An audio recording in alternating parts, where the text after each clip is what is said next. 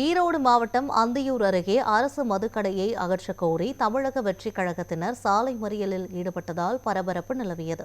அந்தியூர் அருகே பிரம்மதேசம் புதூர் பகுதியில் அரசு மதுக்கடை அமைந்துள்ளது. அதனை அகற்ற வேண்டும் என அந்தியூர் ஆப்பக்கூடல் பிரதான சாலையில் தாவேகவினர் பொதுமக்களுடன் இணைந்து மறியல் போராட்டம் நடத்தினர்.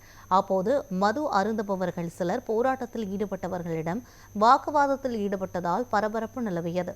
இதையடுத்து வட்டாட்சியர் மற்றும் காவல்துறையினர் போராட்டக்காரர்களிடம் பேச்சுவார்த்தை நடத்தினர். எங்கள் பஞ்சாயத்தில் மட்டும்தான் ரெண்டு டாஸ்மார்க் இருக்குங்க. நாங்கள் போராட்டம் பண்ணிகிட்டே தான் இருக்காங்க. திராவிட கட்சி ரெண்டு கட்சியுமே எடுக்கவே இல்லைங்க. நாங்கள் எங்கள் சார்பில் விஜய் அண்ணா பேசியிருக்கிறாரு. அவர் சார்பில் நாங்கள் டிவிகே கட்சியில் உறுப்பினராக இருக்கிறோங்க. அதனால தான் போராட்டத்துக்கு 100 பேர்த்துக்கு கூப்பிட்டு நாங்கள் எல்லாம் போராட்டம் பண்ணிட்டு இருக்கோங்க. இதனால் எத்தனை பேர் செத்துருக்குறாங்க, குழந்தைகள்லாம் பாதிச்சிருக்குதுங்க. எல்லாமே பொண்ணுங்க எல்லாருமே எத்தனையோ பேர் பாதிச்சிருக்கிறாங்க. நாங்கள் போராட்டம் பண்ணிகிட்டே தான் இருக்கிறோங்க. எடுக்கவே மாட்டேங்கிறாங்க.